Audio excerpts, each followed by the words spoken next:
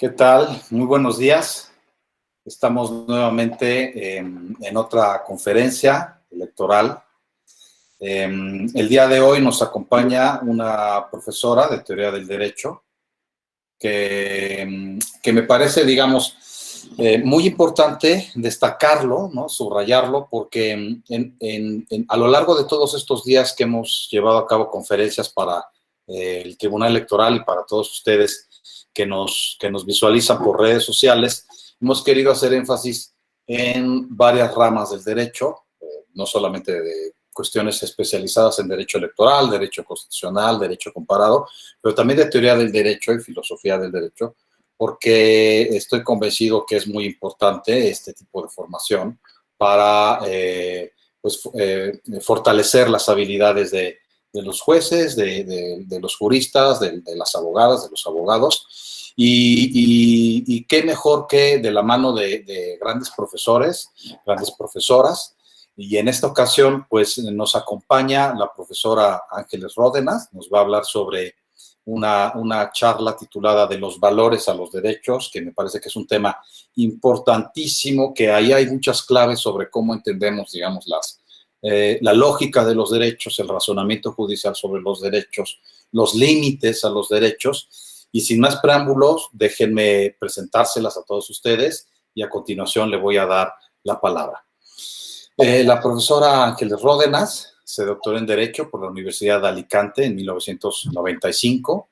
Desde el 2 de enero de 1996 es profesora titular de Filosofía del Derecho en esta universidad, donde ha impartido docencia universitaria ininterrumpidamente de numerosas asignaturas en programas de grado y de doctorado. En la actualidad tiene reconocidos 3 sexenios de investigación y 5 quinquenios de docencia.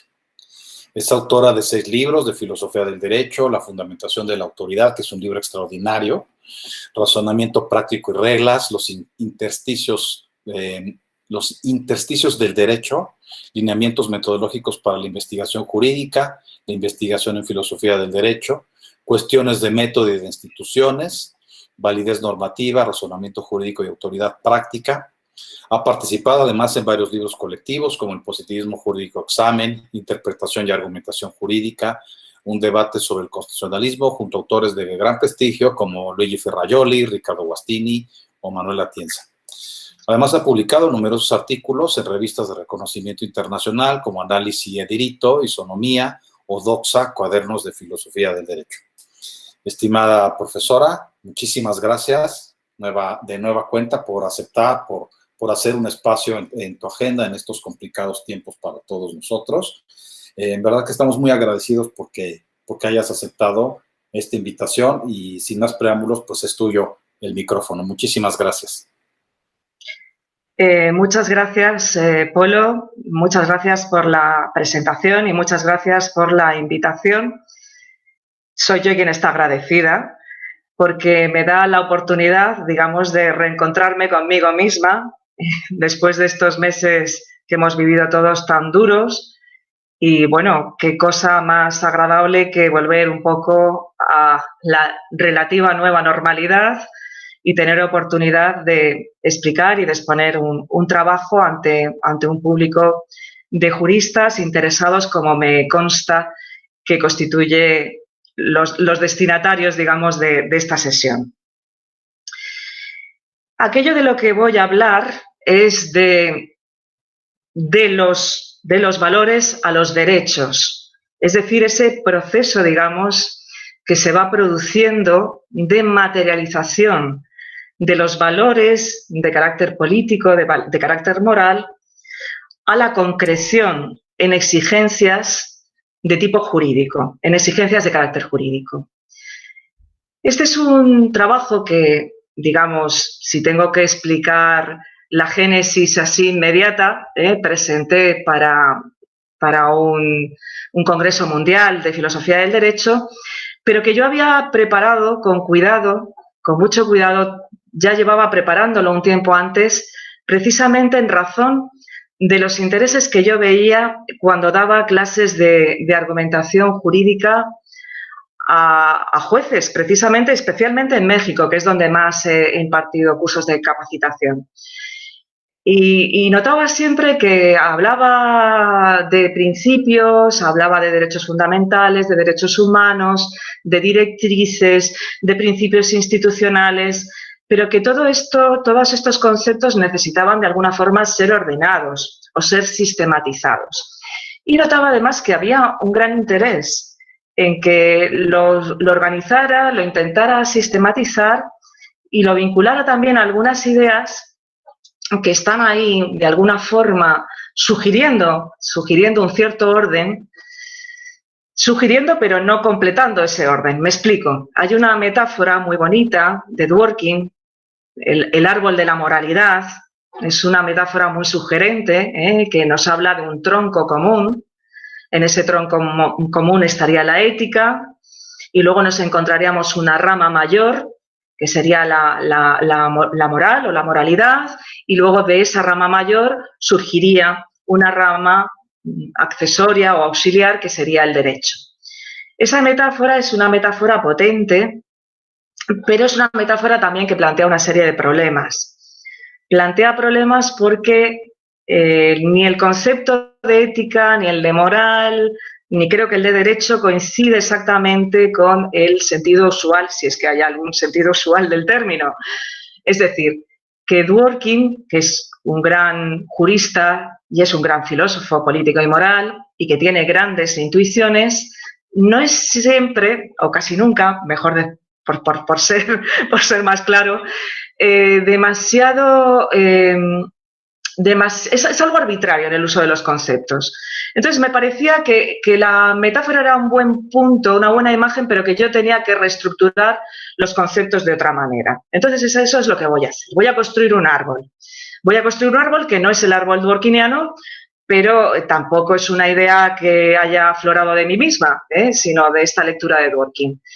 Ese tronco no va a ser lo mismo, esas ramas auxiliares no va a ser lo mismo y encima voy a introducir las hojas, que no están en la metáfora inicial de Dworkin.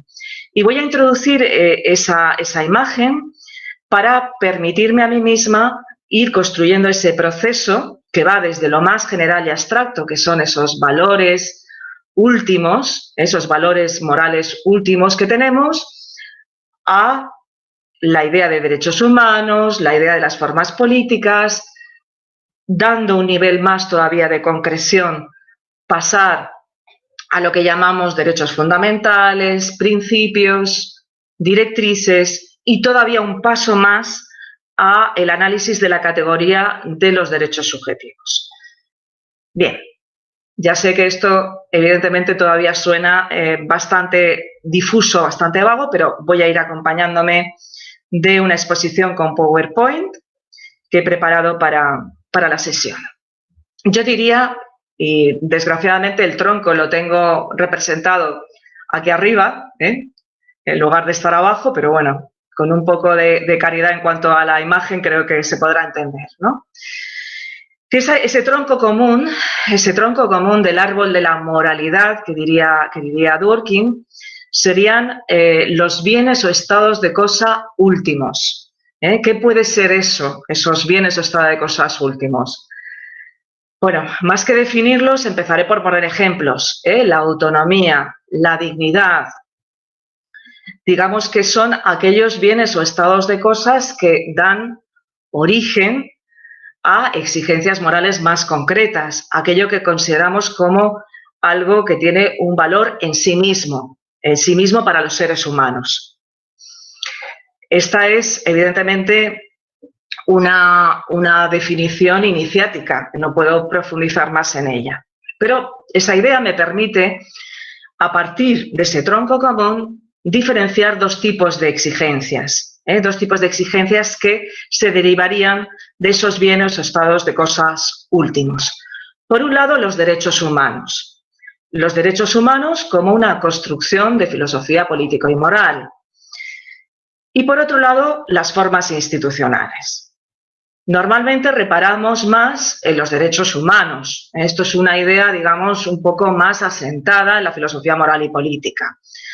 Decimos que precisamente los derechos humanos son una técnica mediante la cual dado que determinados bienes o estados de cosas son intrínsecamente valiosos, son valores últimos, lo que hacemos es ascribirlos a todos y cada uno de los seres humanos, sin excepciones. Si algo es valioso, es un estado o un valor último, vamos a ascribírselo a todos y cada uno de los seres humanos, porque si no, no tendría ese valor último. Habría como, por así decirlo, una conexión de tipo lógico-conceptual entre la idea de que algo es un bien o un estado de cosas último y este bien o este estado de cosas último debe constituir objeto de un derecho humano. Bien, entonces hablamos ya no del valor de la autonomía o de la dignidad, sino del derecho a la autonomía, del derecho a la dignidad, del derecho a la integridad física o incluso del derecho a la educación. En este sentido, podríamos decir, la educación tiene un valor porque tiene una conexión con un bien último, que sería, por ejemplo, la autonomía de las personas. Una persona no puede tener una vida realmente autónoma si no ha recibido una educación. Y en ese sentido sería una plasmación de una exigencia que se debe focalizar hacia individuos, hacia todos y cada uno de los individuos. Voy a insistir menos en esta rama, porque creo que es algo que está más trillado o es más conocido, pero si luego en el posterior debate queremos abrir la cuestión, vuelvo otra vez sobre el tema. Lo que sucede también es que, junto con estas exigencias que se concretan en derechos humanos, hay otro tipo de exigencias que podríamos llamar formas institucionales. ¿Por qué? Porque los derechos humanos solo pueden materializarse en un marco, si tenemos un marco institucional que nos permita la implementación de los derechos humanos. Me explico. Sin derecho, derecho objetivo, derecho como ordenamiento jurídico, no vamos a conseguir hacer realidad los derechos humanos. Por supuesto, si alguien, digamos, parte de un postulado anarquista, no estará de acuerdo con mi afirmación. Admito la limitación de esta tesis, pero si no es así, necesitamos del derecho. Eso no quiere decir que el derecho, por este mero hecho, esté ya justificado.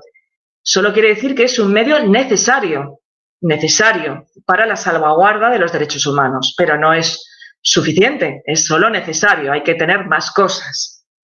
De la misma forma, la democracia se nos hace también una forma institucional necesaria para poder disfrutar de los derechos humanos. Muchos de los derechos humanos tienen que ver con el valor de la autonomía y de la autonomía política, y la única forma institucional que nos puede garantizar en el marco, digamos, de la convivencia esos derechos humanos es la democracia. De manera que esas serían las dos formas institucionales básicas. Y encontrarían su fundamentación en un mismo tronco común, que serían esos bienes o estados de cosas con valor último. Naturalmente, nos estamos moviendo todavía en un plano bastante abstracto. Necesitamos, digamos, aterrizar todavía mucho más ese modelo de concreción. Y entonces podríamos dar un paso más, de manera tal que si este era el tronco, los bienes o estados de cosas valiosos, las dos ramas mayores serían derechos humanos y formas institucionales, se abrirían dos nuevas ramas de las ramas mayores, derechos humanos y formas institucionales, aparecerían dos ramas, que de momento voy a llamar blindajes y objetivos. ¿Qué son esto de los blindajes y qué son los objetivos? Bien, si partimos de la idea de la esencialidad de los derechos humanos, un ordenamiento jurídico puede materializar esa vinculatoriedad de los derechos humanos básicamente mediante dos vehículos, generando un blindaje, es decir, por medio de los derechos fundamentales. Ejemplos de derechos fundamentales: el derecho a la vida, el derecho a la salud, el derecho a la educación. Enunciados como enunciamos los derechos humanos. La diferencia suele decirse, aunque todo esto es obviamente, digamos, una redefinición, pero más o menos suele haber un acuerdo en que los derechos fundamentales serían el reconocimiento interno, dentro de lo que es el sistema jurídico, de esos derechos humanos que serían una exigencia de carácter filosófico-moral. Bien, pero no es este el único vehículo o la única puerta de entrada de las exigencias morales en el derecho. Tendríamos otra, que sería la fijación de objetivos públicos o objetivos para las políticas públicas. Y aquí cobra sentido la idea de las directrices, la idea de las directrices. Directrices como la que obliga a la protección del patrimonio histórico-cultural. Será obligatorio para los poderes públicos proteger el patrimonio histórico-artístico de España, como dice nuestra Constitución española. O es obligatorio la protección del medio ambiente, o mejor dicho, el lograr un medio ambiente sano y saludable. Lo que está haciendo aquí nuestra Constitución es recoger un objetivo de políticas públicas que está vinculado a valores sustantivos, a valores, digamos, que tienen su raíz en los derechos humanos. Si consideramos que es importante la protección del patrimonio histórico-artístico, es porque detrás de todo esto hay un valor que sería pues, la protección de la cultura y de la educación de las personas. O si consideramos que hay una directriz fundamental para la consolidación de un medio ambiente sano y saludable, nos encontramos también nuevamente con un valor último que sería la salud o incluso la integridad física de las personas. De manera que tendríamos un doble mecanismo de protección de los derechos humanos. Blindajes, por un lado, en la forma de derechos fundamentales o principios en sentido estricto, y por otro lado, directrices. Directrices que voy a llamar sustantivas, y aquí quizás estoy ya empezando a introducir cosas más personales. Directrices sustantivas porque digamos que lo que harían es lograr mediante la fijación de objetivos la implementación de los derechos humanos. Voy a detenerme un minuto aquí porque creo que, digamos, de alguna forma me anticiparé alguna de las ideas que seguramente van a surgir en el debate. Yo, el concepto que estoy tratando de defender de derechos humanos incorpora tanto, digamos, los llamados derechos negativos o libertades negativas, como también los derechos positivos o los derechos sociales. Creo que en esto no es posible establecer una diferencia desde el punto de vista de la fundamentación político-moral. Es decir, los derechos sociales no hay ninguna razón para mantenerlos al margen de los derechos fundamentales. Y digo esto porque muchas veces los derechos sociales se suelen identificar con las directrices sustantivas. No, es que estos son directrices sustantivas. Creo que esto, digamos, lo que hace es diluir esa imagen, digamos, de blindaje en torno al individuo que tiene un derecho social. Si solo es un objetivo de política pública, entonces esto es maximizable. Puedo lograrlo en un grado mayor o menor, haciendo un juego, un equilibrio con otras directrices de política pública. Pero si los derechos sociales son derechos fundamentales, y creo que no hay razones de tipo filosófico-moral para pensar otra cosa, luego podemos discutirlo, entonces son un blindaje. Y si son un blindaje no pueden ser sacrificados, ni un derecho a la educación, ni un derecho a la salud, por la consecución de objetivos basados en políticas públicas. Aquí sí que estoy, digamos, abrazando, no sé si se ha interrumpido la conexión, no, vale. Durante un minuto se congeló la imagen. Vale, aquí sí que estoy abrazando una idea que está presente en Dworkin, no en Alexis, también podemos discutirlo luego, en Dworkin, y es esa idea de que tener un derecho significa generar un triunfo frente a las policies, frente a las políticas públicas. Bien, vayámonos ahora a la otra rama, la otra rama que emerge de ese tronco común, los bienes o estados de cosas con valor último. Las formas institucionales, democracia y derecho como ejemplos, digamos, centrales de formas institucionales. ¿Cómo genero blindajes de las formas institucionales? Pues a través de una categoría que esto también es algo que no está demasiado trillado o demasiado explorado, que serían los principios institucionales. ¿Qué son los principios institucionales? Bueno, esto es una idea que en la segunda edición de las piezas del derecho dibujan Atienza y Ruiz Manero. No todos los derechos, o mejor dicho, no todos los principios en sentido estricto serían derechos fundamentales. Algunos serían principios institucionales. Serían, ellos dicen, aquellos que tienen una finalidad que es cuidar del propio funcionamiento de la maquinaria institucional del derecho.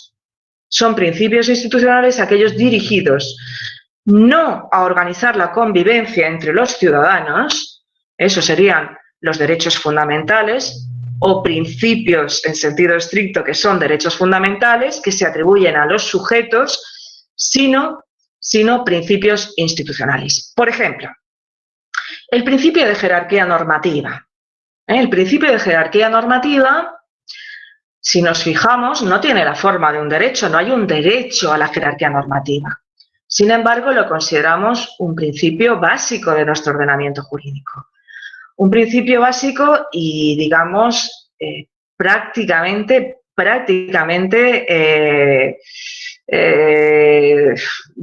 sujeto a pocas excepciones. Podríamos encontrar alguna, y alguna es posible encontrar en la jurisprudencia, pero pocas. ¿Por qué? Bueno, porque es que sin esa idea de jerarquía normativa se nos desvanece el edificio del derecho. Lo necesitamos para que el derecho sobreviva. Y si necesitamos el derecho, es porque necesitamos también, desde un punto de vista, digo, justificativo, desde un punto de vista de la moralidad, de la moralidad práctica. Es porque lo necesitamos para tener un entramado institucional donde los derechos humanos sean una realidad. El principio de deferencia al legislador. El principio de deferencia al legislador no tiene tampoco la forma de un derecho fundamental. Sin embargo, tiene una gran importancia porque va a operar casi siempre como contrapeso a, digamos, la ponderación de un derecho fundamental. Bueno, pero si el legislador no la ha regulado, ¿puedo yo como juez o órgano de aplicación del derecho introducirme en esta cuestión? Bueno, vamos a ver, porque también estoy vulnerando un principio institucional fundamental, que es la deferencia al legislador. No un derecho, pero sí un principio. De manera que debe ser también un elemento integrante, digamos, del conjunto de este árbol de la moralidad. Integrante no quiere decir que sea decisivo, porque, digamos, solo un positivismo jurídico ideológico diría, bueno, de verdad todo lo importante está aquí, en la jerarquía normativa y la deferencia al legislador. Vamos a olvidarnos de las otras cosas porque es no tomarse el derecho en serio. Digo, esto sería un positivismo ideológico, no podemos irnos ahí. Pero tiene peso, y estos argumentos tienen peso y tienen importancia, y tienen además una importancia que deriva de la propia importancia de los derechos humanos, porque sin este marco institucional no podemos tampoco hacer realidad los derechos humanos. ¿Tendría sentido hablar de unas directrices que no fuesen estas otras directrices sustantivas de las que he hablado hace un momento? La protección del patrimonio histórico-artístico, el medio ambiente, otro tipo de directrices que tuvieran, digamos, una focalización institucional. Me parece que sí, que conceptualmente es posible hablar de ello. Se me ha ocurrido este ejemplo, una directriz que inste a la Administración de Justicia a agilizar los procedimientos de Administración de Justicia. Agilizarlos, por supuesto, lógicamente la directriz no podrá poner en riesgo otra serie de derechos fundamentales, como es el derecho a la tutela judicial efectiva, etcétera, etcétera, pero sí agilizar los procedimientos judiciales. De manera que lo que hemos hecho ha sido construir, a partir del tronco ya, concreciones de esas exigencias en el ámbito de los sistemas jurídicos, con, por así llamarlo, 4 ramas jurídicas, que son los derechos fundamentales, las directrices sustantivas, los principios institucionales y las directrices institucionales. ¿Acabamos con esto? La panorámica del árbol, ¿no? Nos quedaría todavía un nivel más. Vamos a ver. Por supuesto que en el ámbito de los sistemas jurídicos conocemos los derechos fundamentales, conocemos las directrices sustantivas y conocemos los principios institucionales. Pero muchas veces hablamos de vacíos en el ordenamiento que implementen estas exigencias. Usando terminología de Alchurrón y Gulin, pues podríamos hablar de lagunas axiológicas. O si no hablamos de lagunas axiológicas, por ejemplo, Ferrajoli también hablaría de lagunas en los ordenamientos cuando, digamos, no se producen garantías, no se dan mecanismos como garantías de esos derechos fundamentales. ¿Cómo podríamos explicar ese último grado que necesitamos todavía mayor de concreción? Voy a empezar por un ejemplo porque yo creo que los ejemplos siempre ayudan más. Y luego me voy a la idea un poco más de teoría del derecho.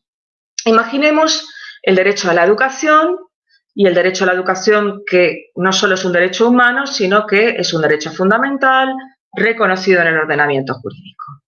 Pues digamos que el sistema jurídico tiene más de un sistema, más de una vía para materializar ese derecho fundamental. Por ejemplo, podría decirse, bueno, todo menor de edad tiene un derecho a una educación gratuita,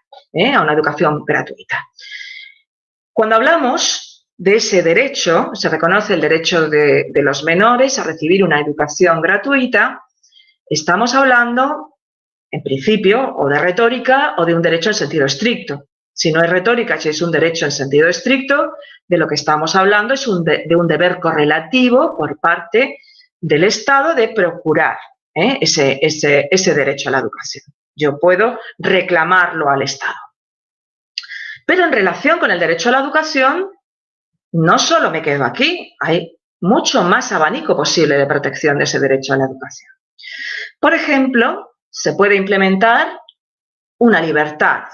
Y en el sistema jurídico español se habla de una libertad que deriva del derecho a la educación, por ejemplo, de muchas libertades, pero voy a poner el ejemplo de una, que es la libertad de los padres para escoger un centro educativo religioso para sus hijos. Los padres tienen esa libertad.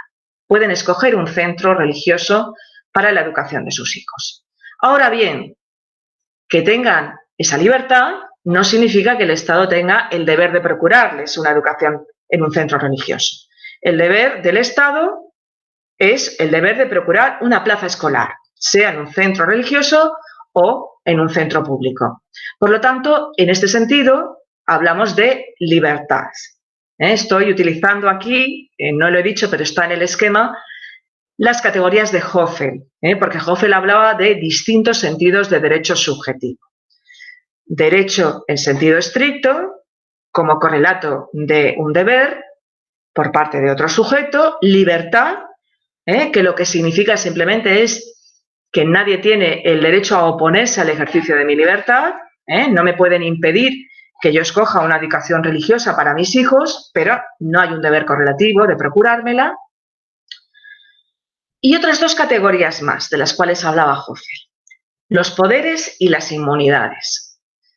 Bien, los poderes implican la capacidad de producir resultados normativos en el sistema jurídico. Y el derecho a la educación también se ve reflejado en los sistemas jurídicos mediante la atribución de poderes, públicos y privados. Me voy a referir a un poder de carácter público. El Estado se reserva la capacidad o el poder normativo de aprobar los planes de estudio. No son los centros educativos los que aprueban los planes de estudio, aunque bueno, pueden tener un cierto margen residual para hacer pequeñas modificaciones, sino que es el Estado central. Precisamente porque la educación es un bien fundamental y no queremos, digamos, que haya una deriva a los centros educativos. Tiene que ser el Estado, se reserva ese poder normativo. También este derecho a la educación muchas veces tiene algunas facetas que son inmunidades. Inmunidades, ¿qué suponen las inmunidades? Las inmunidades es una defensa frente a los poderes normativos. Es una defensa que tengo frente a un poder normativo. Por ejemplo, se habla de la libertad de cátedra. En virtud de la libertad de cátedra, un docente no puede ser sancionado en virtud, digamos, de las ideas que él está desarrollando, defendiendo en el aula, como consecuencia de sus puntos de vista defendidos o su orientación ideológica en el ejercicio de la docencia. Bien, esta idea de la libertad de cátedra guarda una conexión directa con el derecho a la educación. Si queremos preservar el derecho a la educación, tenemos que ofrecer una pluralidad ideológica, no un modelo ideológico monolítico, sino una pluralidad de ideas. De manera que lo que hacemos es blindar al profesorado, pero digamos no para generar sin más un privilegio para el profesorado docente, sino para garantizarnos la pluralidad de ideas. Lo que he intentado hacer ha sido coger una noción de derecho humano, un tipo de derecho humano, como es el derecho a la educación, y decir, bueno, los derechos fundamentales o el reconocimiento mediante un derecho fundamental del derecho a la educación es muy importante, pero con eso no se ultima todo en el seno del sistema jurídico. Necesitaremos también establecer mecanismos más precisos o más concretos de concreción, como el derecho de los menores a recibir una educación básica, la libertad de los padres, etcétera, etcétera. ¿De acuerdo? Entonces hemos desarrollado ya estos 3 niveles de concreción y con esto, digamos, tendría ya la estructura dibujada básica del árbol que yo quería explicar aquí. En un primer nivel estarían los derechos humanos y las formas institucionales, un nivel más abstracto, un nivel más general, un nivel más impreciso. A partir de ahí derivaríamos principios y directrices, bien sea en el lado de los derechos humanos o bien en las formas institucionales, y seguramente también habría formas híbridas de principios y directrices que tendrían un encaje en derechos humanos y en formas institucionales. Podemos también de esto hablar en el debate. Y luego ya un tercer nivel mayor de concreción, donde nos encontraríamos los derechos en sentido estricto, en el sentido hegeliano, libertades, poderes, inmunidades. Y ahora llegamos, digamos, a la segunda parte, aunque será más breve porque me tengo que ceñir a los tiempos, a la segunda parte del asunto. Una vez definido este árbol de la moralidad, uno, bueno, puede preguntarse, pero vamos a ver, entonces, ¿qué espacio hay para el derecho? ¿Qué espacio hay para el derecho? ¿Qué relevancia tiene el derecho? Si al final parece que el tronco está en la moralidad y todo esto son derivaciones de filosofía política, de filosofía moral, ¿qué juego tiene el derecho en todo este asunto? ¿Para qué nos sirve? Eso es a lo que voy a tratar de contestar en la última parte de la intervención. ¿Qué relevancia tiene el derecho? O, si se quiere ver de otra manera, ¿cuál es la facticidad que introduce el derecho en todo este conjunto de exigencias de carácter moral y política? Y voy a hablar de 2 aspectos, no pretendo ser exhaustiva, sino de los 2 que a mí me parecen más importantes y más, digamos, relacionados con lo que yo acabo de explicar. En primer lugar, voy a explicar cómo en ese proceso de concreción de los valores últimos el derecho juega un papel fundamental, cómo va tiñendo el derecho de facticidad las exigencias que en principio son de carácter moral y político, y voy a hablar también del problema de los conflictos entre exigencias jurídicas, porque para resolver esos conflictos entre exigencias jurídicas, en determinados casos no tengo otra forma de hacerlo que acudir al derecho. Empecemos entonces por ese proceso de concreción que en realidad supone dar otra vez un paso atrás para luego avanzar hacia adelante. Un paso atrás y volver otra vez sobre los 3 niveles que yo diferenciaba antes. Yo decía, bien, si el tronco del árbol de la moralidad son los bienes o estados de cosa valiosos, podríamos decir, perdón, me está avisando de que tengo una conferencia que estoy dando en este momento.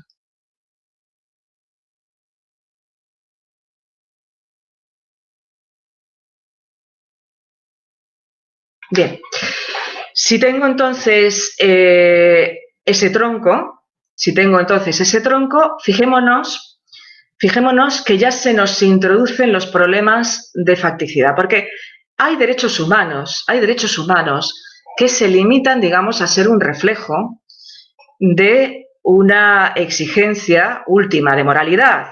Si yo digo la dignidad humana es un valor último o la autonomía humana es un valor último, digo, hay un derecho humano a la autonomía, hay un derecho humano a la dignidad. Otras veces no es así. Otras veces hablo de un derecho humano a la educación, ¿vale? Pero tiene sentido hablar de un bien último, que no es la educación en sí misma. La educación es valiosa, pero es valiosa en cuanto que nos confiere dignidad o nos confiere autonomía. O, por ejemplo, la salud. Tenemos un derecho a la salud, claro que lo tenemos. ¿Por qué es valioso? Por lo mismo, porque nos confiere valor a nuestros planes de vida, al desarrollo de un plan de vida autónomo o con dignidad. De manera que algunos derechos humanos tienen en su rostro la misma cara que los valores últimos. Otros derechos humanos tienen una conexión, digamos, un poco más indirecta con los valores últimos. Podríamos utilizar una categoría que proviene de Kant. Él diferencia entre los imperativos categóricos y los imperativos hipotético-asertóricos. Bueno, y más cosas, yo solo me quiero centrar en estas dos categorías. Él dice, bueno, un imperativo cuando es categórico es aquel que tiene valor en sí mismo, tiene valor en sí mismo. Y el hipotético-asertórico tiene un valor en cuanto a que indica un medio, una relación de medio a fin, es un medio para lograr un fin que no podemos sino querer, un fin que no es potestativo, sino que es un fin que debemos de querer. Bien, algunos derechos humanos tienen el valor del imperativo categórico y otros son un vehículo para conseguir fines obligatorios, como el de la educación. Y en este caso, digamos que tendrían un carácter hipotético-asertórico. ¿Y qué pasa con las formas institucionales? Decíamos, necesitamos del derecho y necesitamos de la democracia para poder tener un marco institucional idóneo en el cual podamos desarrollar los derechos humanos. Bien, la conexión aquí de la democracia y del derecho con respecto a los derechos humanos es de tipo hipotético-asertórico. Es decir, es un instrumento adecuado que debemos aceptar en razón de que logra un fin último que no es otro más que, digamos, la consecución de los bienes o estados de cosas valiosos. De manera que tiene ese peso, instrumental. Y yo diría, ese peso instrumental no implica que sea mayor o menor que el de aquellos derechos humanos que tengan, digamos, una vinculación categórica con los bienes o estados de cosas últimas. Dependerá. A priori no podemos decir los derechos humanos son el fundamento de las formas institucionales, pero no podemos decir siempre si hay una conexión, si hay una colisión, daremos prevalencia a los derechos humanos, porque si, digamos, dando prevalencia a los derechos humanos, vamos a derrumbar el sistema jurídico, no podemos hacerlo, ¿de acuerdo? Bien, entonces ahí hemos introducido un elemento de facticidad. No todo es conexión, digamos, de tipo lógico-conceptual, sino, digamos, nos ensuciamos las manos de realidad, de la realidad político-institucional. Bien, vayamos ahora a un nivel más de concreción. Y en ese nivel más de concreción hemos encontrado derechos fundamentales, directrices sustantivas, principios institucionales y directrices institucionales. Bueno, recordemos, blindajes y objetivos. Estábamos concretando derechos humanos y formas institucionales señalando blindajes. Oiga usted, si yo tengo un derecho fundamental, esto es una esfera de protección en torno a la persona que nadie puede conculcar, o estamos fijando objetivos para los poderes públicos. Y aquí, este es el marco natural en el que se desenvuelve el derecho. en un nivel todavía muy abstracto, porque estamos hablando, digamos, del derecho constitucional, estamos hablando del derecho político, pero estamos ya fijando nuestro marco en el lenguaje del derecho. No tenemos otra forma de conversión a estándares, digamos, de convivencia social que la conversión de esas exigencias a derechos fundamentales, a directrices sustantivas, a principios institucionales o a directrices institucionales. No tenemos otro mecanismo más que el derecho. De manera que el establecimiento de blindajes son los derechos fundamentales y los principios institucionales, recordemos, jerarquía normativa, deferencia al legislador, por ejemplo, podríamos poner más ejemplos. Todo eso preserva el marco institucional también del derecho de la misma forma que se preserva a los sujetos, diciendo, cuidado, esto es una esfera, una burbuja de protección en torno al derecho y tiene que ser razones muy importantes aquellas que puedan hacer que prevalezca una consideración moral que no sea esta.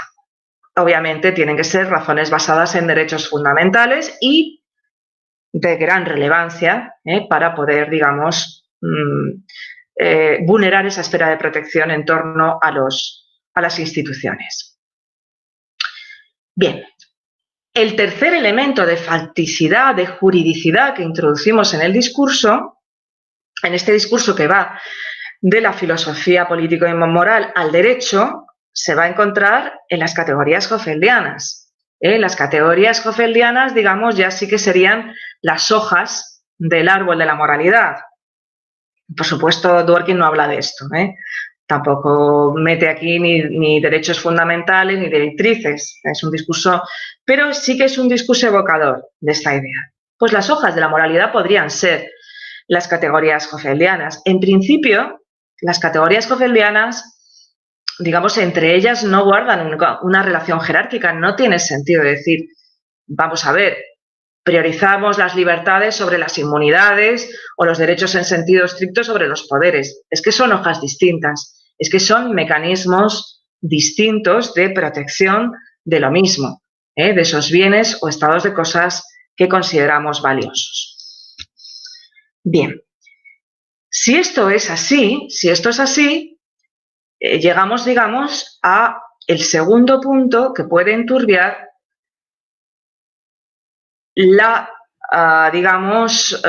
visión, que puede enturbiar, quiero decir, enturbiar con facticidad la visión idílica del árbol de la moralidad. Y ese punto, digamos, en las que necesitamos nuevamente mancharnos las manos con la facticidad es los conflictos. Los conflictos, y particularmente quiero detenerme en lo que llamo conflictos horizontales entre exigencias morales. Y ahora voy a tener que hacer un esfuerzo extraordinario de síntesis, porque el tema de los conflictos es complejo. Es complejo, obviamente, es complejo. No voy a hablar de ponderación, no voy a hablar de ponderación, o sí, mejor dicho, voy a hablar, pero voy casi a dar por sentado que se conoce bastante ya el tema de la ponderación. Lo que necesito es que nos demos cuenta de que no todos los conflictos entre exigencias morales, voy a volver un momentito para atrás, si nos vamos al derecho, tenemos derechos fundamentales, directrices sustantivas, principios institucionales, directrices institucionales, más las categorías hoffeldianas, o sea, 1, 2, 3, 4 y 5 tipos de exigencias. Voy a considerar que las categorías hoffeldianas son todo un tipo de exigencia, porque si no me salen más elementos, ¿vale?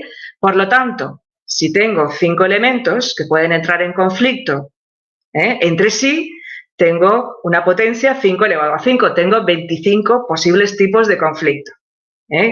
25 posibles tipos de conflicto, ¿de acuerdo? Y eso que las categorías hoffeldianas no las divido, digo, entre una categoría hoffeldiana, como puede ser una libertad, puede producirse un conflicto con un principio institucional, por ejemplo. Entonces, lo que voy a hacer es poner 3 ejemplos típicos. 3 ejemplos típicos. El clásico ejemplo.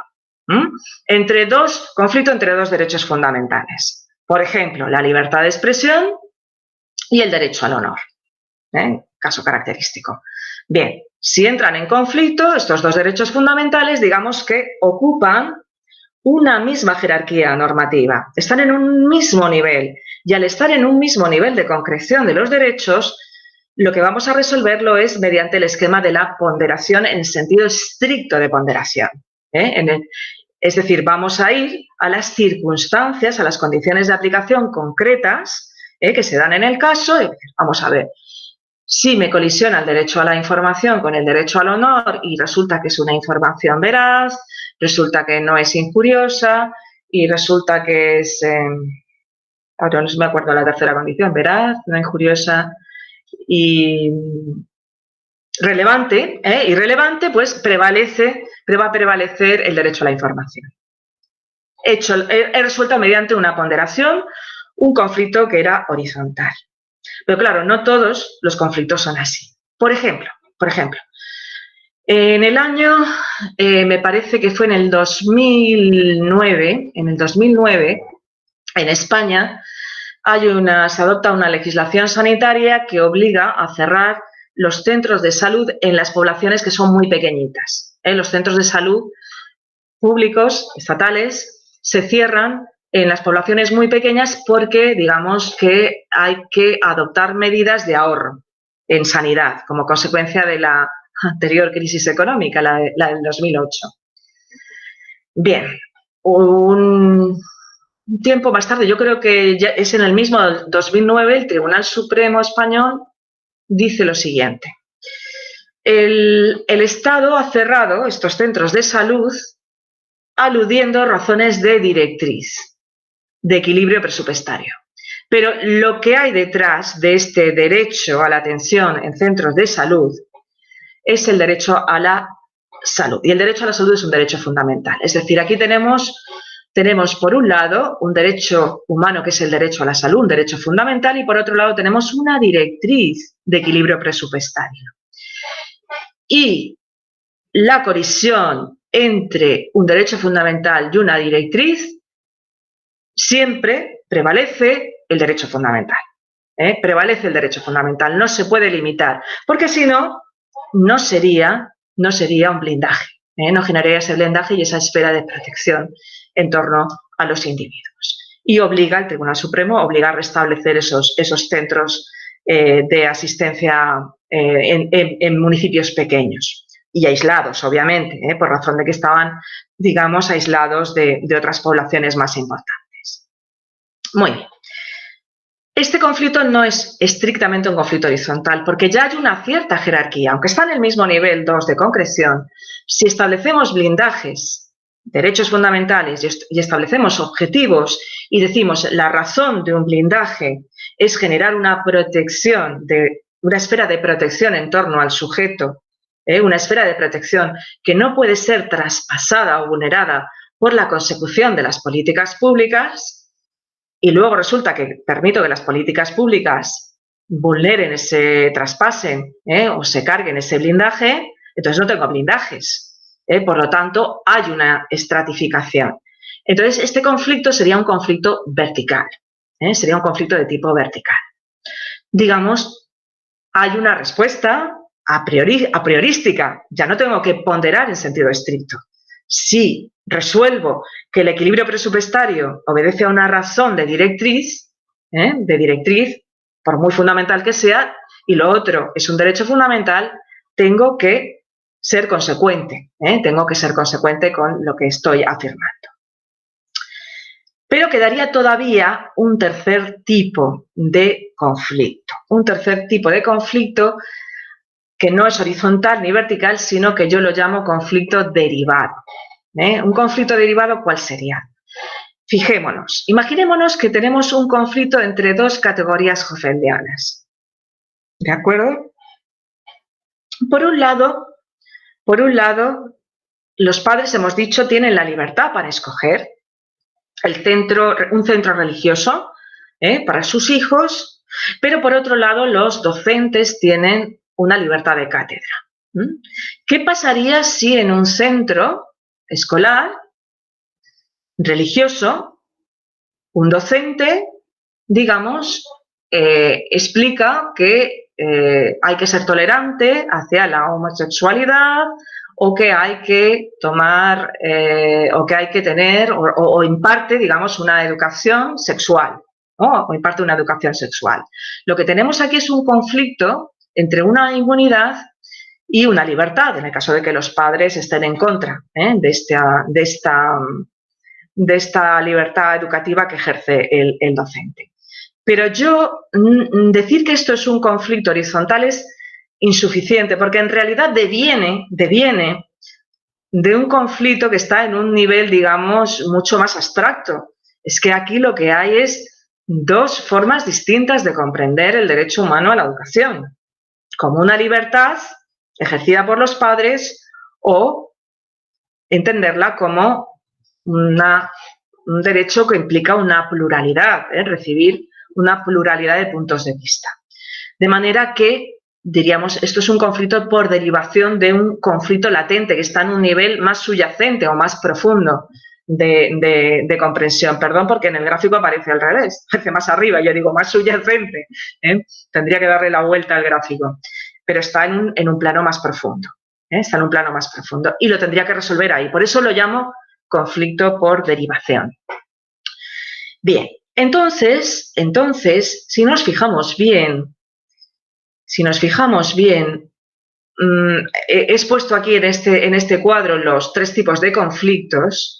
El conflicto horizontal, cuando las exigencias están en un mismo nivel axiológico, el vertical, cuando el plano axiológico es diferente, y la colisión derivada, cuando para resolverlo necesitamos acudir a un plano superior. ¿Vale?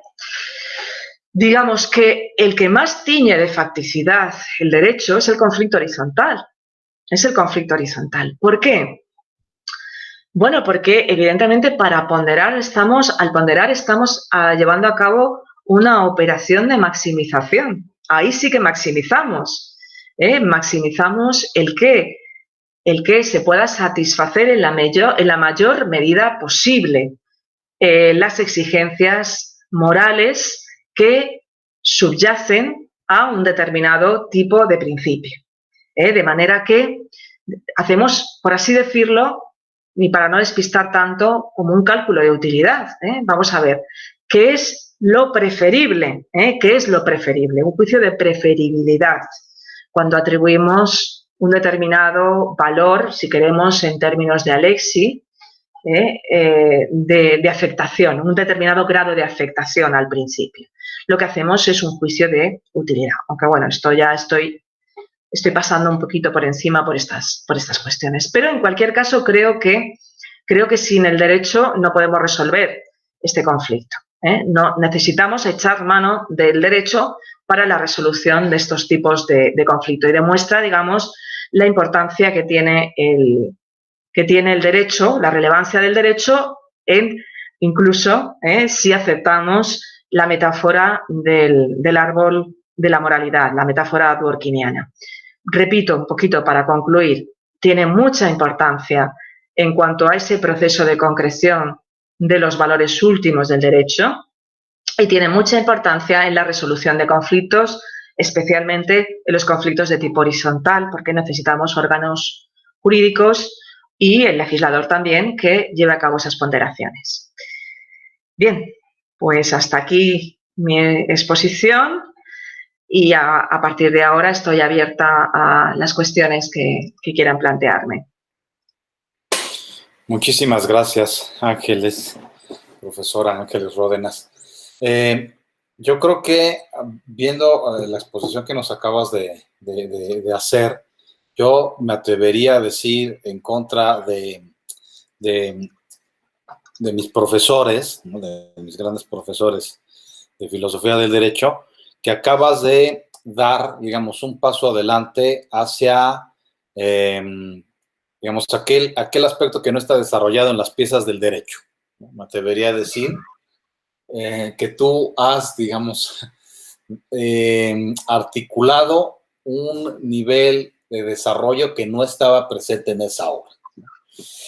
Y me parece también que, digamos, de toda la exposición que has hecho, podemos, digamos, entender varios de los problemas sobre la lógica, digamos, de los derechos, de los valores, de los intereses del Estado y sobre la manera en la cual se desarrollan, digamos, a partir de estos grandes valores, ¿no? Claro, aquí fíjate que, digamos, ya ahora entro, porque hemos recibido bastantes preguntas también de redes sociales, pero me voy a permitir un poco abusar, dado que estamos aquí con el micrófono directamente contigo. Es que habría, digamos, me suena, que habría quizá una incompatibilidad entre este modelo, tal y como tú nos lo estás presentando, en donde me parece, digamos, que consiste en un desarrollo, ¿no? Del gran libro de Atienza y Ruiz Manero, Las piezas del derecho. Habría una incompatibilidad entre ese modelo de enfrentarse a los derechos fundamentales o a los derechos humanos, a los valores, frente al modelo que hoy actualmente pues está muy en boga, que es el de la proporcionalidad de Robert Alexy. ¿No? Porque, por ejemplo, en el modelo de Robert Alexy, todos los conflictos, digamos, parece ser que se resuelven como en un mismo plano. ¿Qué quiero decir con esto? A ver, por ejemplo, derechos fundamentales frente a intereses del Estado, ¿no? Se tratan, digamos, dentro de la fórmula del peso, y la fórmula del peso, digamos, podría concentrar ambos tipos de conflictos, y no es sensible la fórmula del peso de Robert Alexy a estos diversos niveles de concreción, ¿no? Entonces, veo ahí un problema. Luego también veo otro problema, es decir, ¿qué quiero decir con un problema? Que hay todavía una tercera fase que necesitamos todavía darle vueltas, ¿no? Y que me deja pensando mucho en lo que nos acabas de exponer, sobre la relación entre el derecho y sus límites, ¿no?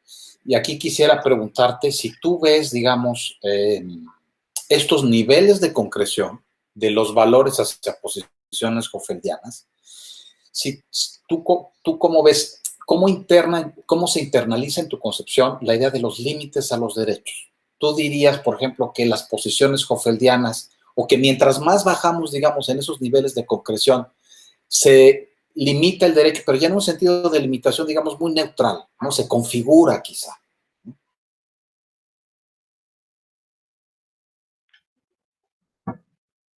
Alguien como Barak, ¿no?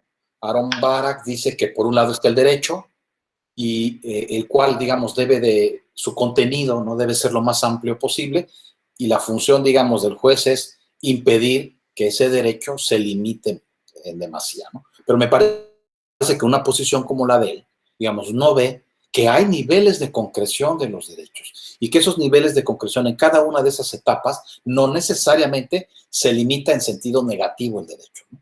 Entonces, esas dos ideas, digamos, me vienen a la mente, y no sé si quieras, digamos, abusando de tu tiempo y pasar, digamos, posteriormente a las preguntas que yo he ido recibiendo. Sí, sí. ¿Quieres que conteste ya o me espero? Sí, lo que tú me digas, ¿cómo te sientes?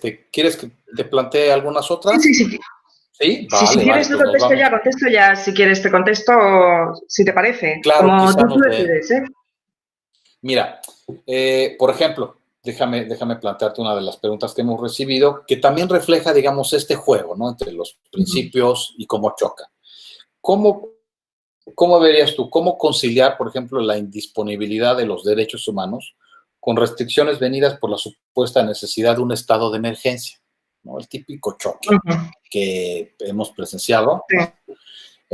A mí se me hace, digamos, estos tres planteamientos, los que yo te acabo de hacer, y pues como un punto, digamos, para empezar a discutir, a charlar estos temas.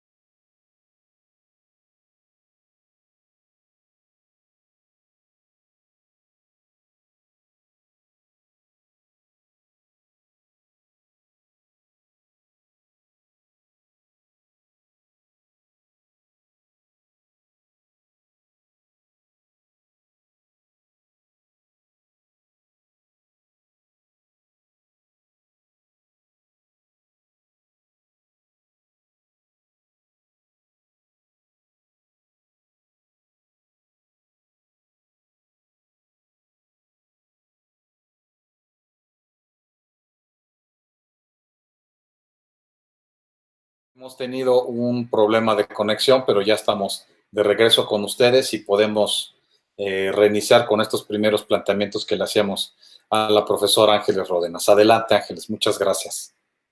Voy a aprovechar para contestar antes de que se vuelva a interrumpir la conexión otra vez. Bueno, me preguntabas, Polo, por la compatibilidad con el modelo de Alexi, y casi que cuando te oía hacerme la pregunta, estaba a punto de decir aquello de César. Tú también, Brutus, porque... No, te contaré. Envié al artículo a una revista y me piden que desarrolle ese tema, el de la compatibilidad con el modelo de la ponderación de Alexi. Y a mí no me apetece nada tener que contar eso, porque yo no quería hablar de eso, pero parece que tengo que hablar de eso. A ver, yo creo que no es, digamos, un desarrollo es un desarrollo, evidentemente, de cosas que están en las piezas del derecho, ¿eh? Pero no veo por qué tenga que ser un modelo incompatible con la propuesta de Alexi. Creo que, digamos, de alguna forma desarrolla mucho más un aspecto que hay periférico a lo que es la ponderación en sentido estricto, que es aquello de lo que más se ha ocupado Alexi. No estoy segura de que no pueda ser compatible. Creo que podría ser un modelo, tiene más especificidades en relación a las cuestiones que no son de ponderación en sentido estricto, pero puede incorporar dentro de sí el modelo de ponderación de Alexi a la hora de tener en cuenta, digamos, conflictos horizontales, eso sí, conflictos horizontales entre exigencias. Y, digamos, ahí, al entrar en los conflictos horizontales, hay que desarrollar el modelo alexiano. Podría ser compatible en ese sentido. O el modelo de Dworkin, ¿por qué no? De la mejor teoría política que reconstruya o que dé cuenta de los principios. También podría ser otra forma de llevar a cabo esa ponderación. Habrían las dos posibilidades. No creo que deba ser visto como, digamos, esta es la oferta que resulta compatible con el modelo de las piezas del derecho. Creo que puede jugar con los elementos de todas estas grandes concepciones. Bien, me estabas diciendo en cuanto a qué es lo que supone la concreción, si podemos valorarlo como un elemento positivo o como un elemento negativo, ¿no? Yo creo que la concreción tiene, digamos, una necesidad de tipo valorativo y de tipo justificativo. Si algo es valioso, no puedes sino tratar de que se vaya ya desarrollando al máximo y que la gran discusión ahí no es tanto si ese desarrollo al máximo es o no bueno, sino si ese desarrollo al máximo lo tienen que llevar a cabo los jueces o lo tiene que llevar a cabo el legislador, ¿no? Esa es la gran polémica. Y sobre esa cuestión creo que nadie más indicado que tú para poder contestar, porque es un tema que has trabajado muy a fondo, muy a fondo. ¿Yo qué voy a decir aquí? Pues lo que voy a hacer es reflejar un poco cosas que tú también has dicho y conclusiones a las que tú has llegado. En fin, no se puede privar a la democracia de un juego, pero tampoco se puede considerar que el legislador tiene la última palabra en todo. ¿Por qué? Pues porque evidentemente tiene que jugar un papel de árbitro en la resolución de disputas y si hay que determinar si el legislador se ha excedido o no a la hora de regular mediante alguna de esas categorías hoffeldianas, hay que ejercer el papel de árbitro, pues no va a ser el propio legislador quien lo haga. Pero yo creo que esta respuesta es una respuesta un poco simplificadora de un problema que tú sabes muy bien, mejor que nadie, lo complejo que es. Y la pregunta que ha sido la última que he podido escuchar en relación con el estado de emergencia, claro, es que es estupenda esta pregunta, la agradezco tremendamente. No sé quién la ha hecho, pero muestra la actualidad que estos temas tan teóricos y tan abstractos pueden tener.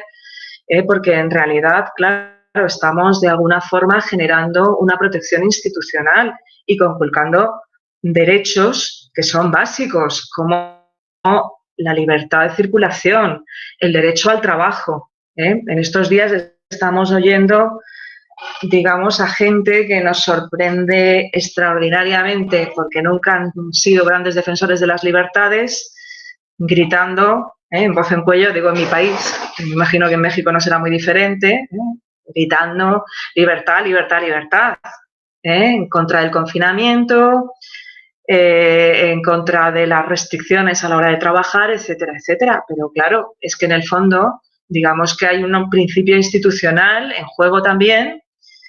Hay mecanismos, mejor dicho, institucionales puestos en práctica, mecanismos institucionales para la protección de la salud, nada más y nada menos. En el caso del estado de alarma, que es el que en España está previsto para las contingencias. Y eso permite, digamos, limitar o traspasar otros derechos fundamentales como el derecho al trabajo o el derecho de la libertad de reunión y manifestación. Son conflictos en el fondo, en última instancia, horizontales. Claro, claro, claro.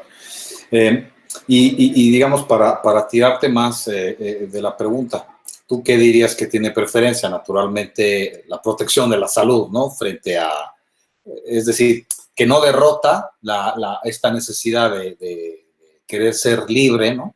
Porque yo he escuchado incluso a grandes personalidades, ¿no? De la teoría y la filosofía del derecho, pues, digamos, posicionarse, ¿no? Frente a cualquier restricción de libertad, ¿no? De la libertad de movimiento, pues ante esta situación de pandemia, ¿no? Tú te decantarías, digamos, porque naturalmente tiene mayor peso la protección a la salud, ¿no? Por lo que has dicho, si te he entendido bien, ¿verdad? Sí, sí, claro. Evidentemente estamos acostumbrados a manejarnos con unos mecanismos de ponderación que son pre-COVID.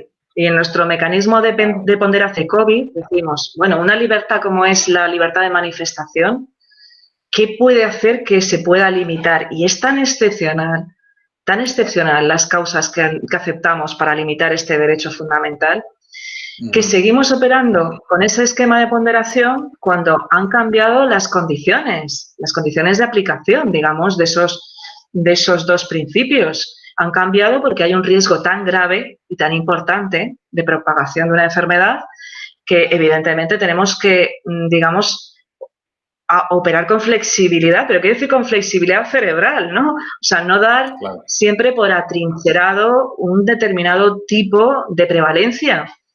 Esto nos está poniendo a prueba pues todos los días y en muchas cosas. Puedo poner algunos ejemplos que no tienen nada que ver con la cuestión de la manifestación, sino, por ejemplo, con el derecho a la intimidad y a la propia imagen.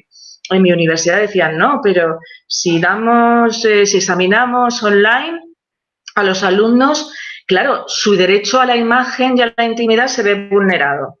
Decíamos, bueno, pero vamos a ver. Una cosa es la situación pre-COVID, donde tú no puedes obligar a un alumno a examinarse de esa manera si no quiere. Y otra cosa es la situación que estamos viviendo, donde no hay otra opción. Entonces, todo esto, digamos, nos hace darnos cuenta, en primer lugar, que no hay relaciones de prevalencia en abstracto. Es decir, no, siempre la intimidad, siempre no, vayámonos a las condiciones de aplicación. Y que hay condiciones de aplicación pre-COVID y post-COVID, que en esto de verdad es una materia interesantísima, cómo ha cambiado la manera de ponderar las cosas. Claro. Te agradezco, Ángeles, por la precisión y todavía el desarrollo adicional. Y agradecemos la pregunta también de José Ramón Narváez, que fue el que introdujo este planteamiento.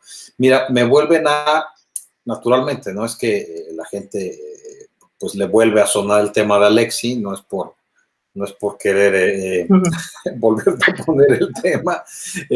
Nos preguntan en pocas palabras, ¿tú qué opinas de esta crítica, por ejemplo, Atienza, ¿no? Ha dicho sobre la fórmula del peso, ¿no? pues que se tiende mucho, digamos, a depender de pues un análisis, digamos, aritmético, ¿no? Para hacer, digamos, estos cálculos. Esa sería una de las primeras preguntas. Déjame plantearte otra. ¿Cómo armonizar, y la leo así directamente, el respeto a los derechos humanos con el deber del Estado de combatir eficientemente la delincuencia organizada, pues, frente a actos de terrorismo, la disyuntiva garantizar la seguridad de la población, los derechos humanos de los transgresores del orden jurídico y social? Esa sería una. Y si quieres, déjame plantearte la otra que también acabo de recibir de una vez, ¿no? ¿Qué opina de suspender las elecciones para proteger el derecho a la salud? Y, digamos, muchos países pues actualmente, digamos, están en esa disyuntiva, ¿no? Suspendemos las elecciones con todo lo que eso implica, digamos, de cargarnos también pues todos los valores democráticos, pero al mismo tiempo pues necesitamos proteger, digamos, seguir protegiendo la salud. Me parece que son tres temas también que tocan el juego de todo lo que nos has venido a platicar. Gracias, Ángel. Muy bien. Bueno, empezando por la cuestión de Alexi, ¿cuál es mi opinión sobre la ponderación en Alexi? A ver, el propio Alexi muchas veces ha dicho que su planteamiento matemático es simplemente un planteamiento de aproximación o metafórico para comprender mejor lo que hacemos cuando ponderamos. Entonces, creo que si hacemos la mejor interpretación de Alexi, que sería esta, como una metáfora que al fin y al cabo no hace más que reproducir la forma en la que delibera el Tribunal Constitucional alemán, me parece bien, me parece bien, pues como podríamos hablar de la afectación del núcleo esencial del derecho, ¿no? Que es otra forma también de tratar de explicar la manera en la que ponderamos. O como podríamos hablar en términos dworkinianos de aquella teoría que da cuenta mejor de los principios que forman parte del sistema jurídico.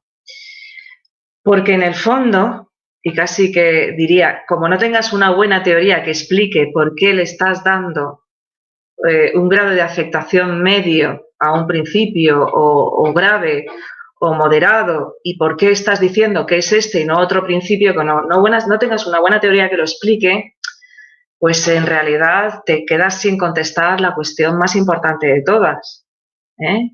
Y es, bueno, ¿y por qué? ¿Y por qué esto es así? ¿Por qué ahora mismo? Y entonces esto me permite enlazar, ¿no? con las otras cuestiones.